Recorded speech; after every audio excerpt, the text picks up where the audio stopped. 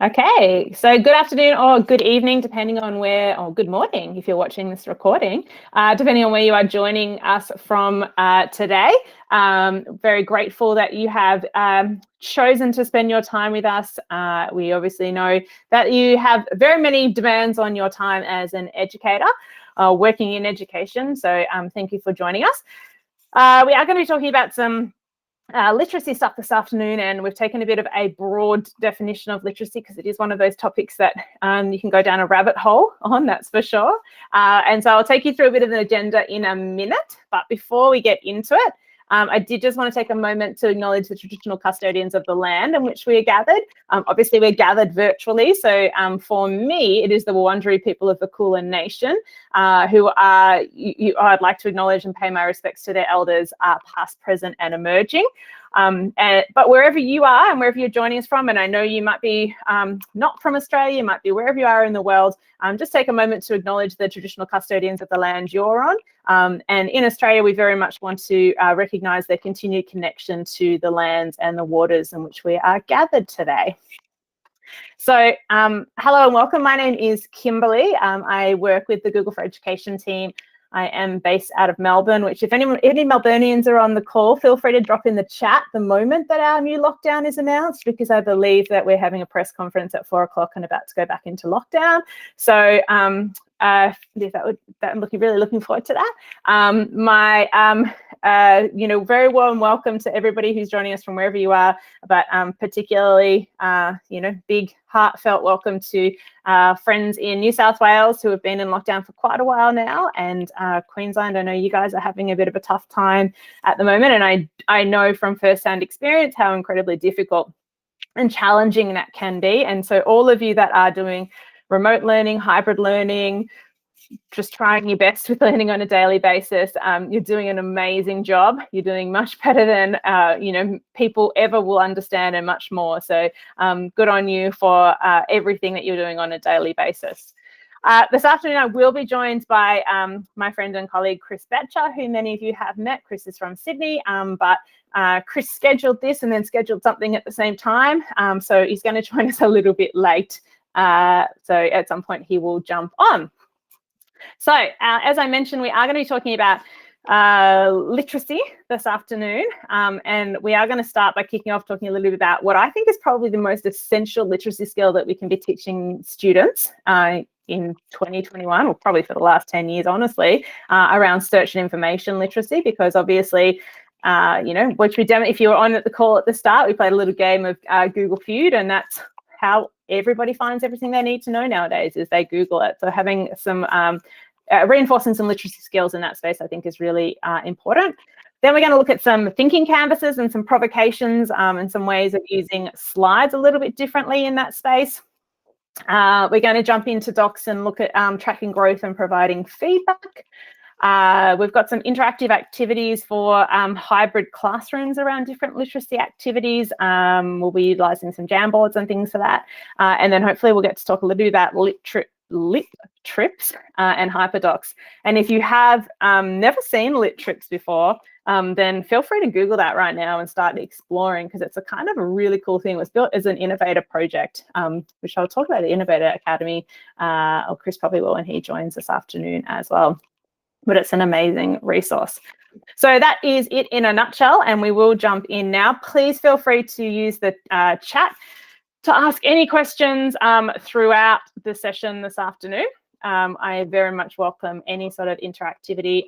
And if you have any ideas that you would like to share, please do share them, because everybody uses these tools in such different ways, and that's what's so amazing about it. And I think it would be really wonderful to hear some examples from others. So please do feel free to share. Okay, we are going to kick off talking a little bit about search. So obviously search is, I don't know how I learned anything. I went through school without Google search, and I'm not actually sure how I did that. Probably many of you on the call did the same, and it's a bit phenomenal to think back about how did I find information when I needed it. Whereas the library, Sharon, I do remember the library. My 2 and my 4-year-olds children are proficient in search because they use voice search all the time for things, and they're just, hey Google. Hey Google was one of the very first phrases that my daughter actually said, and they can control everything in our house through their voice. So this concept of teaching kids about the literacy of search is, I think, more important than it ever has been before. I'm not going to spend, just because we don't have infinite amount of time, so we could spend 3 hours just talking about search literacy. So I won't spend 3 hours talking about it. We'll do a high level stuff, just covering off some of the key things I think it's important to understand. But one thing that I will stress, and it's really hard to demonstrate well, sorry Jess, I set mine off too, and my phone. One thing I think is really hard to demonstrate on a call, but if you haven't really played around with it, I would really encourage you just to open a new tab, jump into Google search and just play around with voice search, because the fact that my 2- and 4-year-old can already use voice to search the world is really showing us that this is the direction that literacy is moving in with our kids, is that everything is going to be voice enabled. And so this concept of them being able to understand question webs and relationships, semantic relationships between, you know, the original question that they ask and their follow-on question and stuff like that is really important to try and, I guess, nurture in our kids. So as you're all very aware, we can search with our voice through all of the Google products nowadays, basically, and you just hit your microphone. It should work for you regardless of any device that you're on, but try asking it if you haven't before. And I said I wasn't going to demonstrate it, because I know I won't, because my sound won't go through, so I'm sharing my whole window. But try asking it if you've got your voice search enabled, like, is it going to rain today? Do I need to take an umbrella? Who won what sports? I've been watching in the Olympics. I'm going to slide back to that. It's not who won the whatever medal in the whatever. And then ask a follow-up question. So one of my favorite semantic webs that you can build with voice search is this concept of asking about like a key person or place. So if you ask about, I don't know, someone that's not controversial in Australia, Barack Obama, probably still controversial, should have picked a politician. Ask about Barack Obama. So, you know, who is Barack Obama? And then click on the voice search and ask a follow-up question, which is semantically linked. So what is his wife's name? Who are his children? Where did he go to school? And you'll actually start to see that you don't actually have to do the full question each time. So I'm not saying where did Barack Obama go to school. There is a connection being drawn between each of those questions. And this is such an interesting activity to do with students and with young people, to get them to think about what is the next step in that information literacy and that semantic knowledge that we'd want them to weave in that space. So as I said, I apologize for not demonstrating on here. Every time I ever try to do a voice demonstration of anything like that, it always ends very badly. So I'm just looking at the chat. Donna, what's the K100? Did the Kiwis win that? Is that why you're asking that question? I'm going to assume that a New Zealand person won that medal. So, okay. So let's jump in and we'll just do some key things in search. So I think most of you are probably aware, but if you haven't checked this out before, you can just type define and then any word in the world. And I just did this before because I thought it would be interesting to look at lockdown. I'll just increase the size of my screen a bit to make it a bit easier for everyone to see. So define, you can write a colon, but you don't need to. Any word in the world, and you will actually get the dictionary definition of it. It's a really interesting, quick way of getting this, but what I really like about the definition that comes up in a search when you search for a word is you don't just get the definition, you get some information around, like, you know, its origins. Depending on the word itself, you actually get information about the etymology, so the history of that word, so its roots and its origins, which in the Australian curriculum, there's a bit of reference to that, like language etymology, and I think you can get a lot of that straight from here. I love the fact that you can come in here and straight away utilize this ability to translate it into any language in the world. And one of my favorite things that exists that Google, well, it's actually made by a couple of researchers, but they've made is this graph. This comes from N for night, Gram viewer. And this is actually tracking the use of the word over time. Melbourne is in lockdown again for 7 days from 8 p.m. tonight. Thanks, Chris. Good times. So this is tracking the use of the word over time. And I thought this is a really interesting one to look at. Lockdown, obviously, it's not a phrase that I had in my vernacular really until, March last year. And now it's such a commonly used phrase. So quite fascinating to look at that. I find it interesting, like if you look at other things, like looking at things like worth, things that used to be valuable. So gold, I would think, is such an interesting one to look at. So look, we can do some filters on the word here, tells us more information about it. Wow, look at all the information on gold we get. We can get how it's used in phrases, the origin. This is the origin of the word stuff, the etymology that I was talking about before, which is in the Australian curriculum. And then I find this interesting, like this Ngram viewer thing. And so like the conversations with kids about the propensity to use a particular word over time can be such an interesting discussion, because we ultimately have this thing where we're saying, well, why is it that gold was really popular to be used till the 1950s and then, now isn't? And like that discussion and that ability to then take that little bit of information, interpret it, which is what we're doing when we're talking about literacy, and then apply it and try to delve into more, is just like this amazing start to any sort of research that can happen in the classroom. Okay, so that's definitely, I could talk about define. I was an English teacher, so I like anything about defining and things like that. It's like I could spend all day on that. One other thing that I think is totally underutilized, because basically everyone comes to search nowadays and just types whatever words come to their mind. I don't know if that, hope that's not just me, but I do see students often just, writing anything in any sort of order without any sort of structure. And just teaching them some really simple things can make a big difference. So one that I use quite a lot. So if I search for gold right now, I'm assuming I'm going to get a lot of Olympics back, because obviously that's the current situation.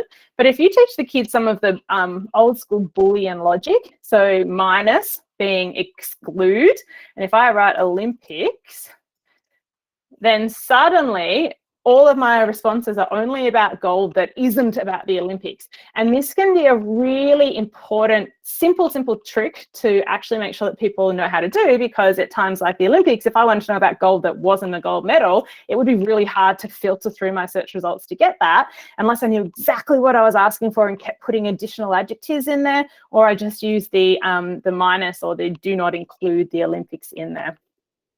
Another one which I used to use quite a lot is the ability to search by site. So if you do site : and then like edu.au, for example, look, this is a previous one I've done here. So let's do Ned Kelly's site .edu.au.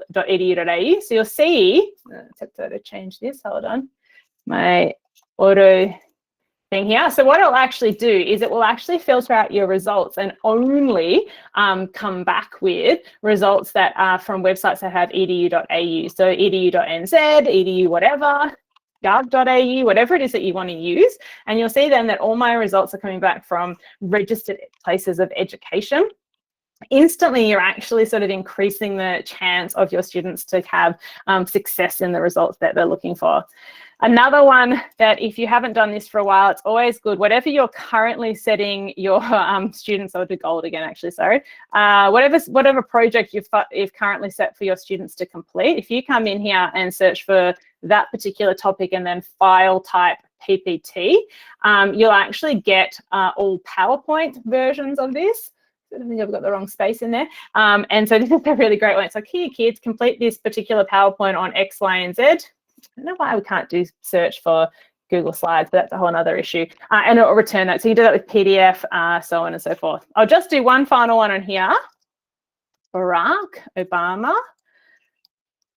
So I just want to talk a little bit about a final bit of search literacy that I think is really key. And as I said, I could talk about general search all day. But one thing that I think is a really interesting one to look at with students again is when you do a search for a person, place, or thing, you'll actually get the return this knowledge card or knowledge graph over here. And what this is actually trying to do is it's trying to answer the questions that you are yet to ask. And so what that's actually doing is it's curating the commonly asked follow-on questions that people would ask. So if I search for Barack Obama, what are the key things that I'd probably ask beyond finding out, you know, searching Barack generally? So where he's born, his full name, who he's married to, his children, etc., where he appears online, so any books he's written, 35 books. I guess he was president, different social media profiles. And the other one that I love down here is this people also searched for section. What this is doing is like the voice typing that I mentioned at the start, and building that semantic web of understanding when we're actually going through a voice led search. This is actually making connections to people, or if you've searched for a place or a thing, that are similar or different to the original search term. So in this sense, obviously, if people search for Barack Obama, it's no surprises to see that they get Michelle Obama, and you also get all these other presidents. If you search for a particular hero throughout history, you'll get other heroes throughout history. You'll also get villains. It's a really interesting way to sort of expand, you know, what can sometimes be quite a narrow understanding about a particular topic on a particular person, and actually think, okay, well, what are some of these connections that we can make if we want to deep dive into a particular area? And you can click on any of these. So let's go for Kamala Harris, for example, and it will then open the search for her and return the same sorts of things. Okay, I'm going to jump quickly across to our images, because I think we all do a lot of image searches nowadays. So many of you hopefully have used these tools before, but I think it's really important to explicitly talk to kids about these as well. When we go into an image search, we obviously get returns with, you know, a huge number of images now. And one thing that I think is the most underutilized button in here is this tools button. And when I click into my tools tab, I can then filter out my image results. So the one that I use almost on a daily basis is I filter by color and then transparent. And what that will actually do is return images of whatever you've searched for that have a transparent background, which means you can obviously pick them up and put them on a colored background in slides or whatever it is that you're working on. So super, super useful in that regard. But if you do for something like, you know, and this is, you know, when we're talking about writing with kids and stuff like that, if I search for something like a forest and, you know, I'm writing a story and I'm trying to create a particular scene in my mind, and I'm trying to think about how I'm going to get the kids to describe that in words, and they search for forest and they come in here and they're like, oh, I was actually going for more of that, like, you know, dark, foreboding sort of scenery. And this is all very, you know, pretty nice looking. You can do a couple of things. So you can actually use these new sort of, I think they're called bubbles up the top here, and you'll see that this actually gives you some filters that you might like to apply to your search. So if I click on dark, oh yeah, now this is the scene I was trying to create. Like, now how do I describe this? How does this make me feel in comparison to the previous images that I was looking at, etc. So I really like that little bubble, and I'm going to just let me search for puppy, because that will make me happy when we're going into 7 days of lockdown. Okay, so one other thing I'll show you in the tool section here is this usage rights. And this is a really, really important conversation to be having with everybody, not just students, around the use of images that we find online. I'm 100% guilty of grabbing the first image that I think is super cute of a puppy and using it wherever I want, but obviously, hopefully most of us are aware that these are not all necessarily copyright free in a way that we can actually utilize them. So actually filtering for having a Creative Commons license means that you're meeting a lot more of our criteria around understanding the importance of who owns this, acknowledging our sources, etc., and so on and so forth. And we could spend another hour on that. One final thing that I'll just show you in case you've never used it before in search, and then we'll move on to a different section, is the, what's this thing called? Camera button. Gosh, sorry. In the search field here. And what this actually enables you to do is do a reverse image search. So you can actually find an image and search the web for images that match that, or images that are similar to that as well. And I don't know, I'm in my training account, so I don't think I'll actually have an image to upload. So let me just grab an image. This guy here is pretty cute. I'm going to drag and drop this up in here so you can see my reverse search. So possible related search, free puppies. Aww. I hope everyone's not giving away that puppy. It's so cute. So you'll see here it finds every match to that image on the web, but it also finds these visually similar images, which once again, I'm a really big fan of, like expanding our understanding of particular fields and ideas by challenging things that might be connected or in contrast. And here it'll also show you any pages that match that image. And so because this image was a Creative Commons image, you can see how many pages have used that image. Really good one to do. I strongly recommend in terms of a digital literacy activity with students and with your staff. Probably start with your staff, is get your staff to take a picture of themselves and do a reverse image search and find where their images are located online. Because most people, I think, are a little bit blasé about their own digital footprint and their digital literacy trail that they're leaving behind, but it can be quite interesting.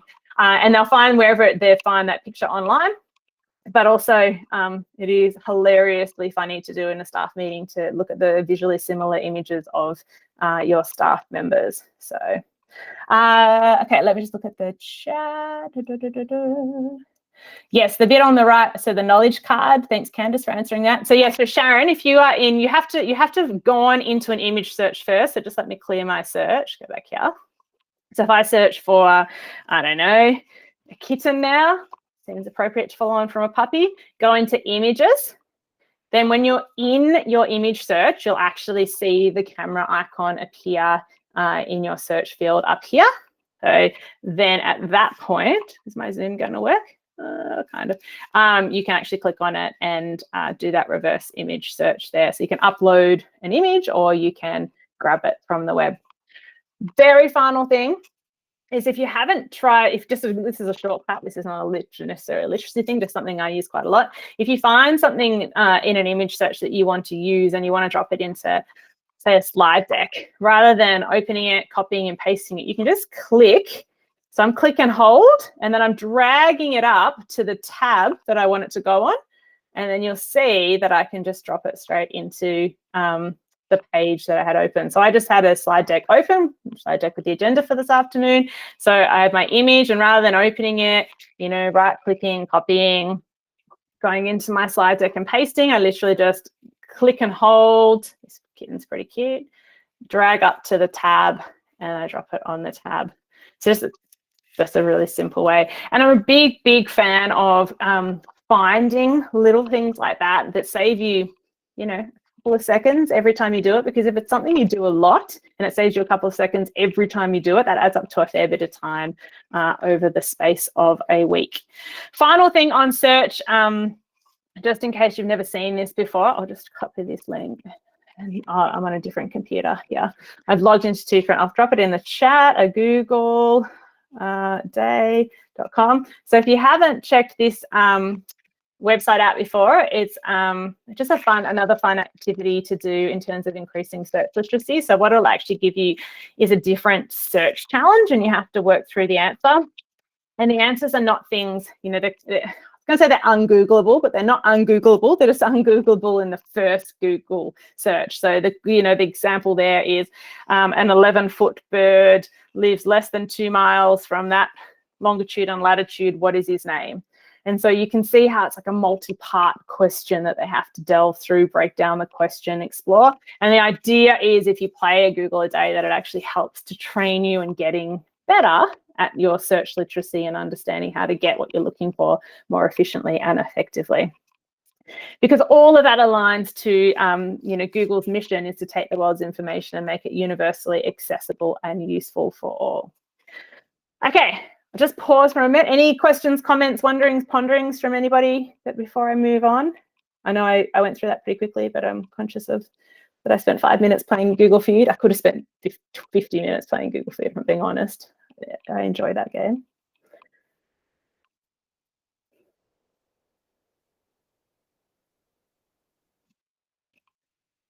Okay, I think that's sufficient teacher wait time. So we will keep going. Okay, awesome. What we're going to do now is we're going to jump into, let's jump into slides and talk a little bit about some ways of creating, I guess, a different way of thinking, a different way of representing ideas in slides. So I actually want to share another resource with you to kick this section off, bit.ly/. thinking canvas. Oopsies, I'm pretty sure that link should work. It won't link it because I didn't put the www. Check that out. Please let me know if that doesn't work for you. This is an amazing resource made by one of my friends who is a fabulous educator. He is an innovator and trainer for Google for a long time, Chris Hart. And what he's actually created here is this, what he calls thinking canvases. So awesome, thanks Jess, I'm glad it works. So these are a series of different templates in slides that enable you to work through different ways of processing ideas, writing about them, developing different levels of understanding, etc. And he's made this available for anyone to use. And the idea is you find a slide that you're interested in. You can make a copy of the whole deck, or if you haven't seen recently the slides update, let me just zoom in a little bit more, that you can actually just make a copy of selected slides and then use however you like. So there's a couple in here, there's heaps in here that we could spend an entire hour solely on Chris's resources. Sorry, my computer's just frozen for a moment. I don't need you anymore, menu. There we go. Okay. So feel free to go down, have a look through some of the templates in here. He's got great ways of getting some different diving into unpacking topics and things with like the 5 whys as a thinking routine. He's got lots of great graphic organizers. He's got some hexagonal thinking to see connections between ideas. But if I keep going down here as well, he's got Kanban boards where he's got little post-it notes for you. And then he has some really simple sort of, I guess, ideas of thinking about ways that you could use slides a bit differently as well. So he's just got some, basic sort of close, fill in the gap activities here. This is his template. I'm logged into his right now, so I don't have editing access. Oh, I might actually have editing access to this one. He may have shared it with me, so I have it. I'm not going to touch it because I'll break it for everybody. But the idea is that you can drag and drop the different Scrabble piece, mocked up Scrabble piece letters onto the bits that we're filling in on our sheet here. He has some magnetic poetry. Does anybody else have magnets like this on their fridge? And the idea of being able to actually use these words as the jumping off point for sentences or phrases or stories or things like that. So piecing them together just like we would on a fridge. And you can obviously take a copy of this slide, add any words at all that are appropriate. So depending on the area that you're studying, you're doing something on the Olympics right now, add a whole lot of Olympic game words in here. The kids actually then have to use the words to piece them together. Some really great things in there. And then just a really great example of ways that you can think about using slides as a way of sort of marking up and diving into text. So he's just simply used shape boxes over parts of the text here to actually annotate and discuss different components within the text. So fabulous resource that Chris has created here with some really great easy to use activities that I think really, there's a lot of them and are really great for this hybrid world that we're in. And hello, Chris Petra, I know you've joined. We are going back into lockdown for 7 days tonight in Melbourne. So I think that's about 80% of the country will now be in lockdown. So if you're one of those people in 80% of the country, like Chris would 100% be supportive of you taking one of these and using it as a way of just, thinking a bit differently when working with kids. Mm-hmm. 2 final things on the slides front, and then Chris, I might stop talking for a second and let you talk. I know you were just talking. But I did want to share 2 other resources with you that also have some phenomenal provocations and templates. And this is Slidesmania and Slides Carnival. Chris, can you drop those links in the chat? Because I've actually joined the call from 2 different. Where are the links? You just have to write them in. Oh, okay. All right. Okay, gotcha. Thanks. Slidesmania and Slides Carnival. So these are 2 fabulous resources. And, when Chris and I were sort of planning out this afternoon, we were thinking about the fact that 80% of the country were probably going to be in remote learning.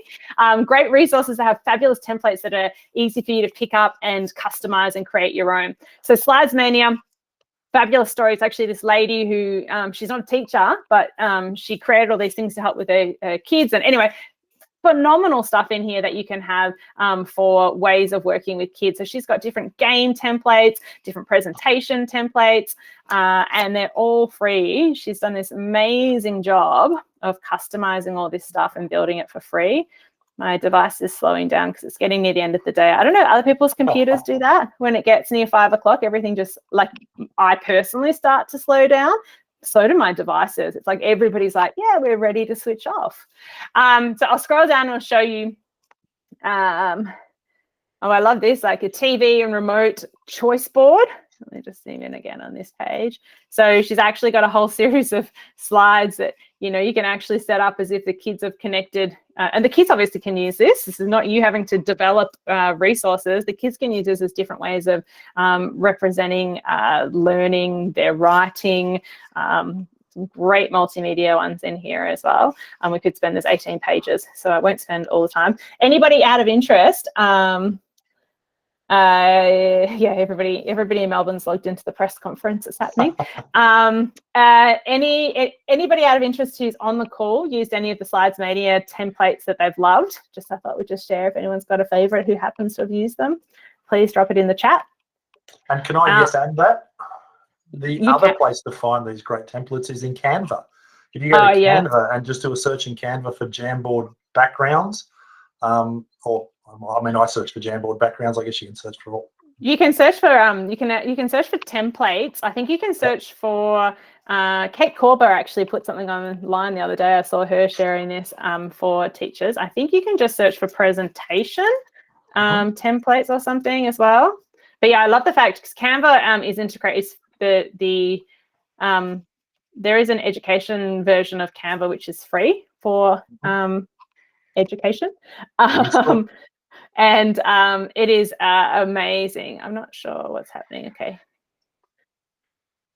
I think I actually clicked on a template then. Sorry, it's just going a little bit slowly. But yes, Canva is another amazing resource. And then the final one before we move on is Slides Carnival here. Slides Carnival is I kind of feel like Slides Carnival is old school now. Like I feel like it's been around for at least 10 years. Phenomenally beautiful ways of presenting stuff. If you're like me, and you're like, oh, I have absolutely no idea how to make a slide deck look pretty, I'll just send it to Chris Betcher and he'll pretty it up for me. If you don't have a Chris Betcher, I would totally check out these resources because they make it look like you have things, but they're also fabulous. So I love these as, going back to the classroom, I love these as sort of like the templates to spark the way you want kids to think about capturing their writing or their research in different ways. So you can actually take one of these templates. We'll just jump into one from Slides Carnival just as a point of demonstration. So you can take one of these templates, you can use it as a Google Slides theme, it'll make a copy of it for you in Slides. And then you'll actually see that on all the different pages, and the same sort of concept with Slidesmania and with the Canva templates, you actually have different, I guess, provocations or ways of representing information. So when this loads, I'm totally not patient enough to cope with my computer going slowly. Look how slowly that's loading. Yeah, it's very slow today. It's very slow. When this loads, you'll see. Yeah, that's it. Everybody in Melbourne, stop watching the press conference. We're in lockdown. We all know the drill. We've done it literally for more than 6 months. Same old. Don't go more than 5 kilometers. 5 reasons to leave your house. So on and so forth. I'm not watching it, but I'm pretty sure that's right. Feel free to contradict me. Okay, so in here, slowly we're loading. There'll be templates. There'll be like a page for things like that you could suggest that the kids record themselves and you know, include a little video vlog around whatever it is reflecting on the particular learning. We haven't quite got to it yet, but one of the things we're also going to talk about is that ability to record voice annotations. So you could use Mote, for example, and record a little voice snippet, and you'll see that all the pages are set up in a way that it actually sort of can challenge them to think about representing the information that they're finding in different ways rather than just having slabs of text all the time, which is such an important literacy skill. This concept of being able to present information in ways that's accessible to all kinds of people is such a valuable skill that we need to have nowadays. Hey, can I just throw something on top of that? I Yeah. know the school I worked at, we went through a stage where we were using both Google and still using a little bit of Microsoft until we eventually didn't. And there was a time when we were trying to recreate all our school templates in both PowerPoint and slides. And what we eventually realized was, you know how slides and PowerPoint actually sort of convert back and forth to each other. Going from PowerPoint to slides is like 95% perfect, but going from slides to PowerPoint is 100% perfect. So we just created everything in slides. And then if you ever needed PowerPoint for anything, you can always just go to the file menu and export it out as PowerPoint. But it's always better to build it in slides and get PowerPoint if you need it than the other way around, because it's more reliable. Spoken like a true Googler, Chris Betcham. I know. I mean, there's no chance that what you just said is in any way biased towards your own personal preference. No chance at all. Well, you know, it works that way. I have a few things I want to share too, if we have time. Yeah, absolutely. Would you want to take over screen sharing for a moment, and you can do that, and then we'll come back and do the last couple of bits and pieces. No worries. Okay, I'm share this one here. So yeah, hi everyone. Thanks, Kimberly, for jumping in and taking over so much of this webinar. I had to do a different webinar for the New South Wales Department of Education, so sorry I'm late. Like you've been obviously talking about, this idea of creating backgrounds and you know, thinking canvases, as Chris Hart calls them, or as I call them, canvae. I don't know what the plural of canvases is. No, the canvases is a plural. Canvases is the plural. Canvas is the singular. Why isn't cactuses the plural of? Well, don't start. I was going to say, do we need to spend the next 45 minutes talking about how much the English language barely makes sense? Yeah, exactly. Anyway, so for what it's worth, you know, before I realised that smart people like Chris Hart and you know, the rest of the world started building all these great canvases, I started making some as well. So I've actually put a link, which maybe Kimberly, you can grab that from the slides. Yep. It's the top one, I think. Maybe, oh, no, it's one of them. It's the one that says canvases, canvae. So there's a few there that I've made. Canvae. It does say, yeah. I don't think canvae is a thing. It's a good word. Okay. It's a perfectly cromulent word. I don't know what you're talking about. But as Kimberly, I assume you've spoken about before I jump back into the call, you can export these out and import them into Jamboard backgrounds. Did we talk about that? I have not spoken about. We have not gone into Jamboard at all, because I know that you were going to do Jamboard. So the thing about creating all these beautiful canvases is not only can you use them in slides, but you can also use them in Jamboard. And I mean, I'm a huge fan of Jamboard.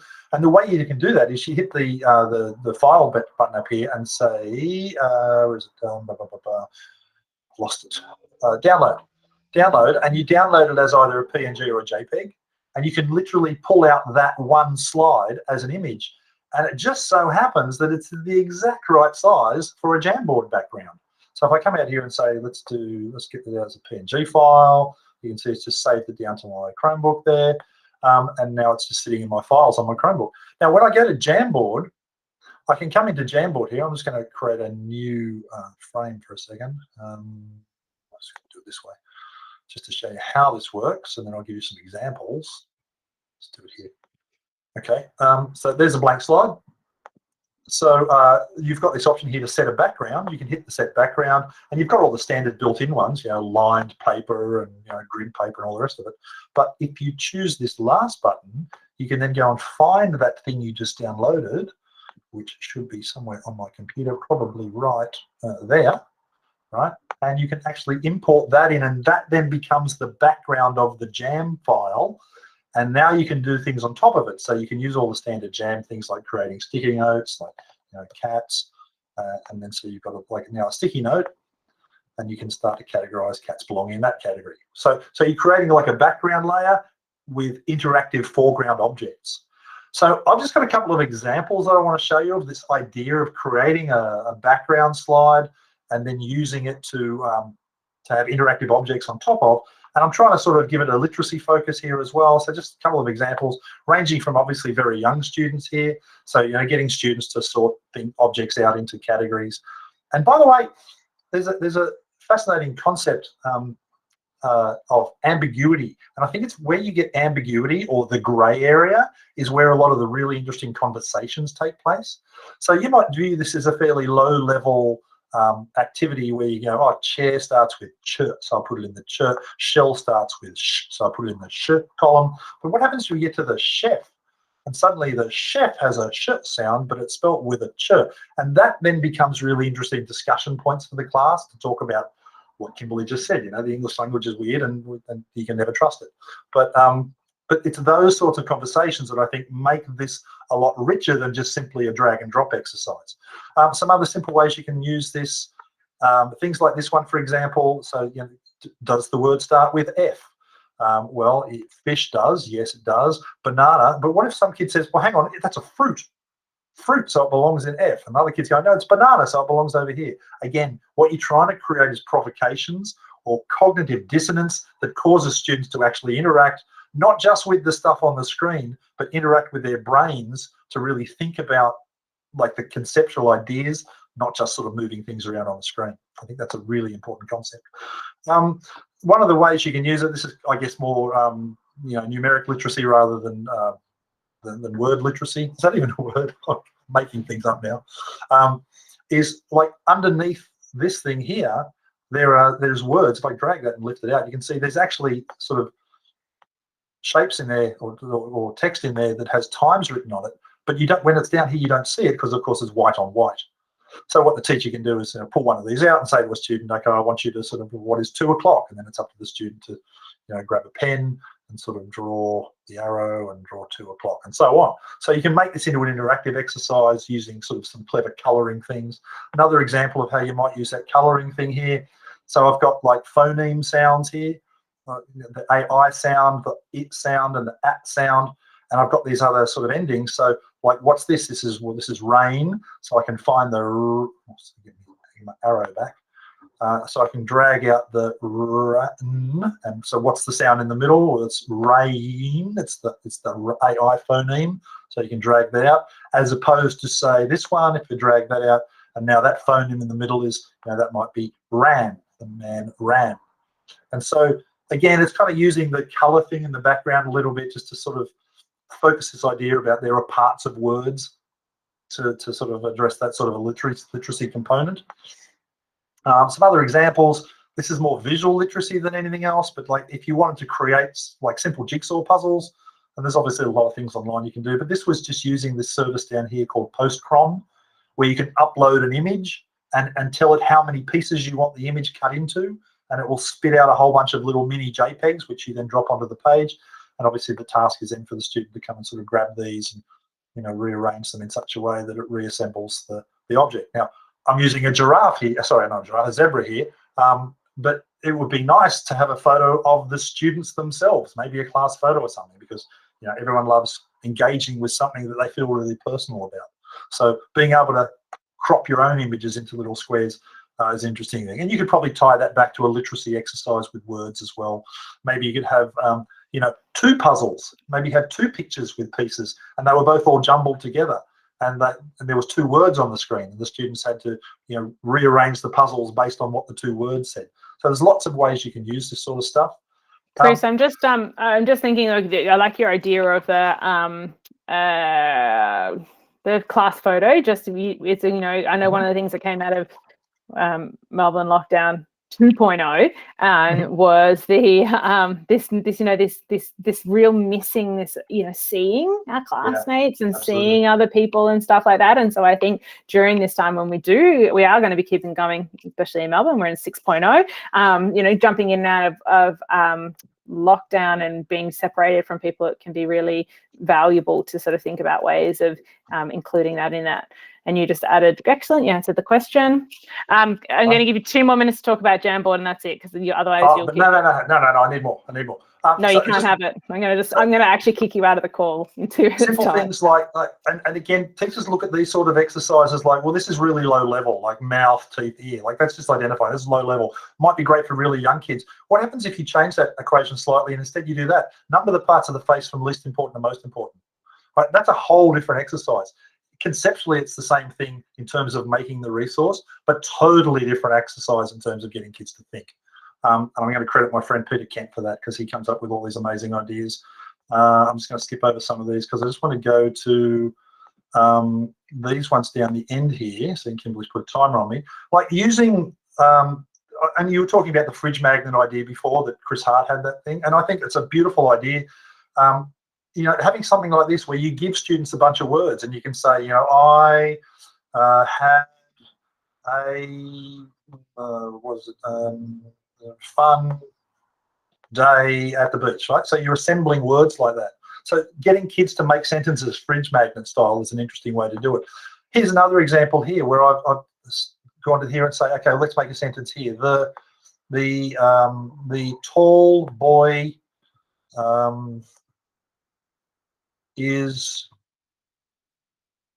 running, right? So I make a sentence like that. Now, there's a little bit of color coding going on here, because if you're observant, you'll notice that all the blue ones are nouns, all the yellow ones are adjectives, all the you've got to classify it. You've got your prepositions in with your verbs, and some of your verbs in with your adverbs. You get the idea. Well, the pink ones are prepositions. Yeah, but yeah. Yes, they are. Yeah. Okay. Yeah. Okay. Sorry. No, I'm just. Yeah, you're doing a great job. You're doing a great job. Anyway, so getting kids to sort of identify, you know, like getting kids to make sentences. This is maybe even before you have those conversations about the parts of speech. But you can say, well, okay, let's make several sentences, and then start to say, well, what do all the green ones have in common? Well, they describe things. So it's talking about what type of boy it is, a tall boy, and opening up conversations by using some sort of color coding and things like that. And it even works in alternative languages. If once you know the way these rules work, I could even give you words in other languages that you don't speak, and get you to assemble words. And you have a pretty good shot of doing it if you understand the concept of language, that an adjective describes a verb and a verb acts upon a noun, and so on. I'm about to kick you off presenting, just so you know, because your 2 minutes is definitely expired. But so is there any? I'm giving you 10 seconds. This is the last one. Okay, so good. Here's another example here where you take. So this is actually 4 different sentences that are color coded.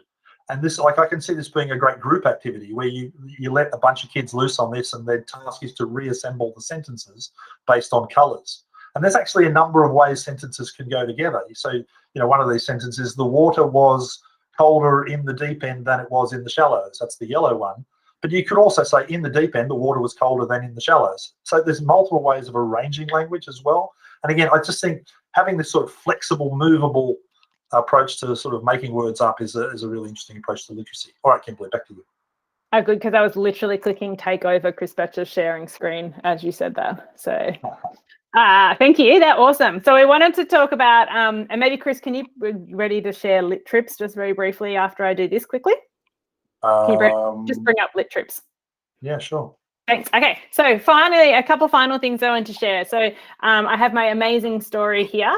This is using Cupcake Ipsum. You know, Lorem Ipsum, the text that goes into store spaces. If you Google Cupcake Ipsum or Bogan Ipsum's hilarious. It'll actually give you a whole lot of random text that you can use like this. One of the things that I used to do with my kids, I was a senior teacher, was actually look at the way that we can track the language progression over time. And so, you know, there's a really great tool, I think, that can be used for that, just built into Docs. And that's our version history. So imagine this is my draft that I've written for my essay. If I go up to my file and say my version history, I'm going to name it. I'm going to name this version of it draft number 1. What I've actually done here is when I go back into my version history, I can always come back to see what it looked like at this exact point in time. And so the idea is now that I could get my students to either now have a go at critiquing themselves, give it to a peer, myself, I could critique it as the teacher.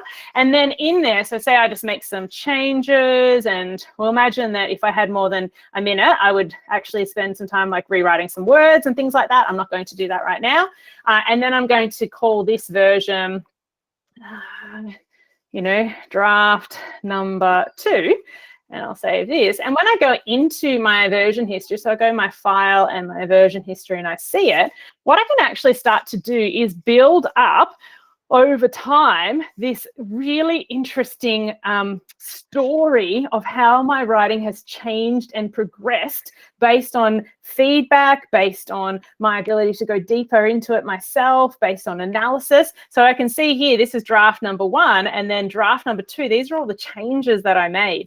So imagine this wasn't just random bits of text crossed out, which is what I demonstrated in my 10 seconds. Imagine this was actually seeing, okay, they're really focusing on the particular structure of this sentence, or there's a particular concept within here that they're struggling with because they keep rewriting that particular bit. It gives you insights into that process of writing rather than just the final product of writing, which I think is incredibly powerful and something we can't do without technology. One final thing that I'll just show you in Docs, and then I'll jump back to Chris because we are at time, is that if you haven't played around with it before, there is a fabulous Chrome extension called Moat. And this actually enables you to leave voice comments in voice recordings and all kinds of things, but it's a really great one for in this hybrid world that we're living in right now. So, you know, any teachers that are marking work online will know it can be quite a long, laborious process. So actually, if I install my Chrome extension Moat, I go to add a comment in Docs, my extension's installed. So when I click on this, it's going to actually record a voice comment for me. So rather than me having to write out like, oh, Johnny, croissant is a, you know, you've overused this particular word, you've misunderstood this concept, or hey, think about blah, blah, blah, blah. Typing that out or even writing it, annotating it takes a long time. I can often speak it. And in a hybrid world, I can tell you the feedback I got last year from Melbourne Lockdown 2.0 was that kids were missing hearing that sort of teacher interaction and that discussion. So you can actually do that as a way of you providing feedback verbally to your students. And when I click comment, because I have the extension installed, it'll actually put the recording straight into the comment box for me.